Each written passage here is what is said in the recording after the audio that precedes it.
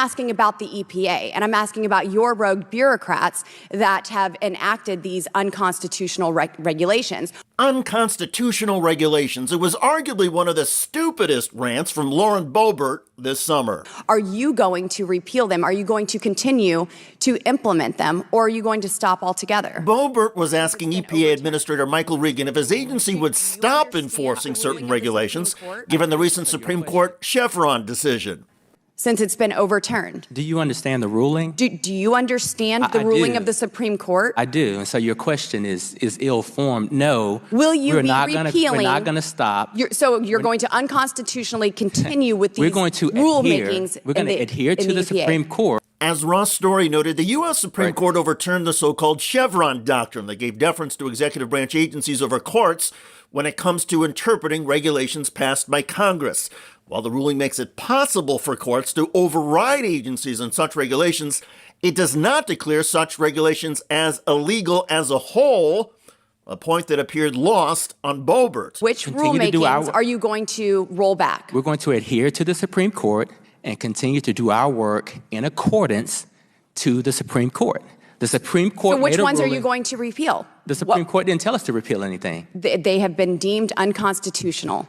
No. Absolutely they have. This was a huge victory. Just a few feet away from Boebert, Democrat Dan Goldman then destroyed her absurd screed in less than 30 seconds. Mr. Regan, I don't want to spend too much time on this, but I would just like to clarify a few things for my colleague from Colorado.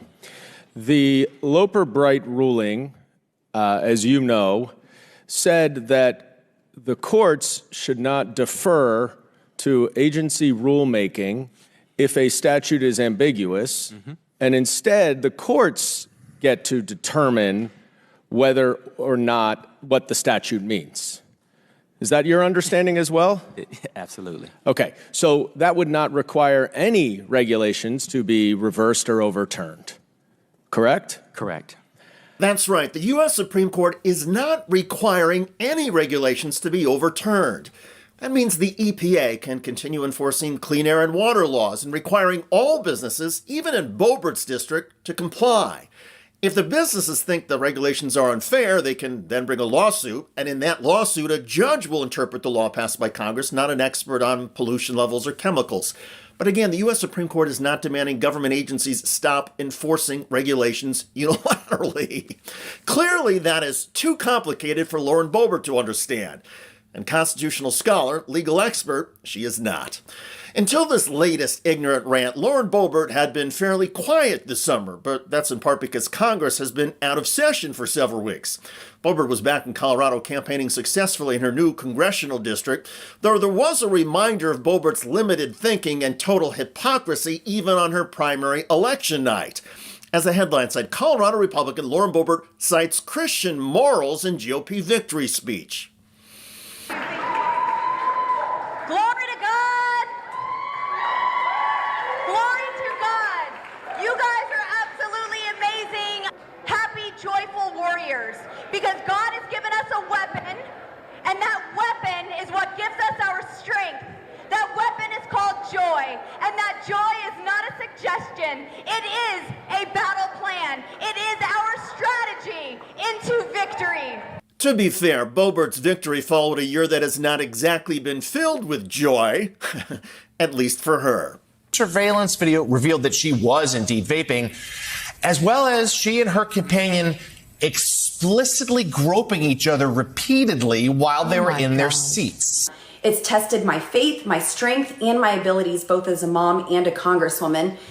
It's been humbling and challenging, but it's also given me perspective. Well, here was the perspective from radio host Howard Stern.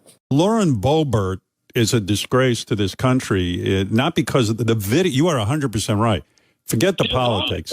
She's in a titty dress. If you saw the video, she's in a titty dress. She's with some dude. Looks like she's, obviously vaping, but also looks like she might be grabbing his penis during Beetlejuice. Boebert's campaign also saw the bombastic lawmaker deal with serious domestic issues, including public spats with her ex-husband she divorced last October, and the February arrest of her 18-year-old son, who faces a handful of felony charges in connection to a string of vehicle trespass and property thefts. This spring, Lauren Boebert bypassed one of his court appearances so she could show solidarity at court with Donald Trump. What is the crime? Because everyone in this court has not been informed of what the crime is. The defendant does not know the crime that was committed. More recently, when rapper 50 Cent went to Capitol Hill to talk about minority business opportunities, Boebert's flirty picture with him and his social media post went viral for all the wrong reasons. Lauren Boebert, Colorado Republican, making the White House look good. The photo was not from the White House, and social media took notice. Boebert herself replied, "I'd still love you if you flipped burgers at Burger King," 50 Cent. "I used to do that myself. Thanks for the photo. Great to meet you." The reaction on social media erupted. Laugh my f***ing off. Even 50 Cent is telling you he's got his date for tonight. Lauren, please don't jerk off 50 Cent. The ridicule of Boebert might have died down, except that 50 Cent then weighed in and added fuel to the fire. Wait, guys. I took pictures with everyone, and all you seem to care about is Lauren, what she did in a dark theater that hasn't been done. My God. Hey, I don't have chlamydia, by the way. LOL. Chlamydia is a sexually transmitted disease. Was the rapper implying that Lauren Boebert has it?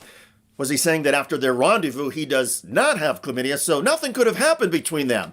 Or was the rapper making a case for an upcoming date with Boebert and thinks STD-free is her only standard? Well, regardless of that incident, Lauren Boebert has clearly established once again that she, Lauren Boebert, has foot-and-mouth disease and suffers from the affliction known as stupidity. Lauren Boebert's new target, as she is desperately trying to keep her seat in Congress, is not any large, sweeping issue plaguing her constituents. No, it's Melissa Schwartz, the Director of Communications for the Department of the Interior. Schwartz has, according to Boebert, trolled her so hard that Schwartz should be living under a bridge, earning a salary of just $1. Because a salary of $0 would be slavery, so it's a good thing that Boebert offered her the $1. Madam Chair, I am going to exercise the rule of the House to offer the Holman Rule amendment here in this appropriations bill. And I rise to offer my amendment that reduces the salary of Melissa Schwartz, Director of Communications of the Department of Interior, to $1. Melissa Schwartz is yet another horrendous and miserable use of taxpayer dollars. Look at this. She is a mask-wearing, quadruple-vaxxed, Green New Deal extremist, and unfortunately, a liberal troll who has harassed me even in committee hearing rooms. She shouldn't be employed at the Department of Interior. Melissa Schwartz belongs under a bridge. Melissa had the nerve and lack of respect to confront me in the halls of Congress following a Department of Interior meeting. In this hearing, she had the audacity to come and personally attack a member of Congress. This DEI hire made clear she doesn't work for the American people, and she is simply another misguided mouthpiece for liberal extremists that hates conservatives and people that disagree with her eccentric views. Rather than focus on agency priorities or the American people's priorities, facts, and seeking to do what's best for America, Schwartz spends most of her taxpayer time tweeting nonsense and trying to promote the Biden regime's radical New Deal scam.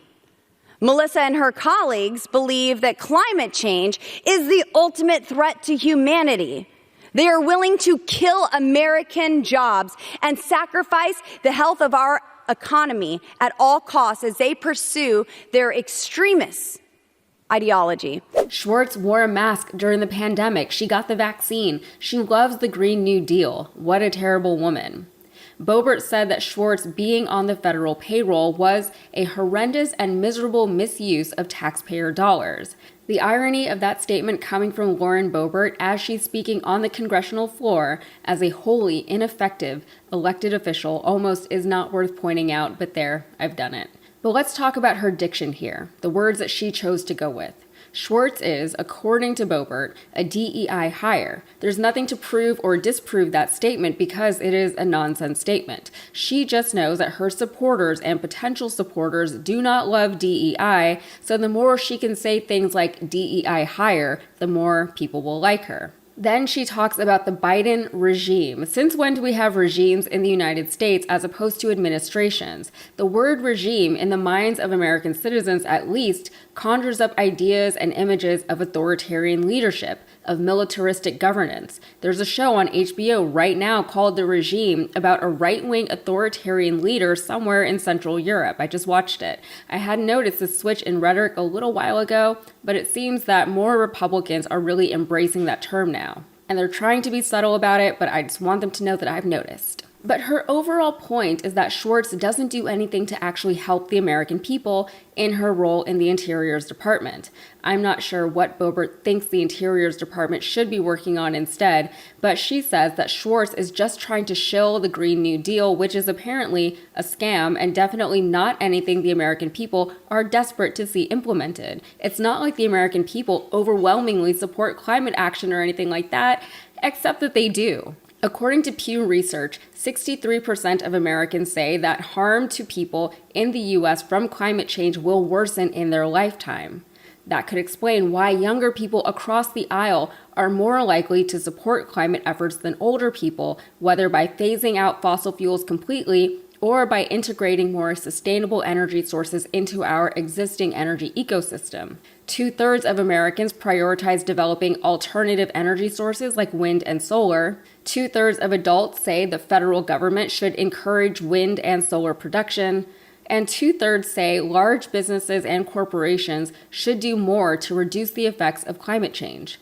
Last one, 3/4 of Americans support U.S. participation in international efforts to reduce the effects of climate change. So the moral of this story is that I don't know a whole lot about Melissa Schwartz, but I can guarantee you that she is doing more for the American people than Lauren Boebert is. Boebert is literally complaining about trolls on the Congress floor. With the recent switch-ups in the Democratic landscape, though, where does our presumptive presidential nominee stand on the climate issue and the Green New Deal? Well, she has a record for being very pro-climate action, and she was an early co-sponsor of the Green New Deal. Back when she ran for president in 2019, she had several climate-related proposals. She had a $10 trillion spending plan to reduce greenhouse gas emissions, getting to zero emissions by 2045. She said that her administration would issue fines to polluters for emitting greenhouse gases into the atmosphere, and she would crack down on fossil fuel companies. She opposes fracking and offshore drilling, which Biden did not oppose, and she said that she would ban fossil fuel leases on public lands. She proposed an Office of Climate and Environmental Justice Accountability that would represent the views of frontline communities, conduct research on issues and trends in frontline communities, measure the costs and benefits of federal actions on frontline communities, and monitor government compliance. As far as things that she's already done to aid the climate, last year as vice president, she attended the UN Global Climate Summit in Dubai saying this: "The urgency of this moment is clear. The clock is no longer just ticking, it is banging, and we must make up for lost time. Around the world, there are those who seek to slow or stop our progress, leaders who deny climate science, delay climate action, and spread misinformation. In the face of their resistance and in the context of this moment, we must do more." She held a roundtable in Bangkok connecting environmental activists with clean energy experts, and she launched the U.S. Caribbean Partnership to Address the Climate Crisis 2030. As a senator, she championed the use of electric school buses in an effort to reduce greenhouse gas emissions and reduce children's exposure to diesel engine pollution. She also sought to replace lead water pipes, and she promoted better agricultural practices that would mitigate the effects of drought on farming.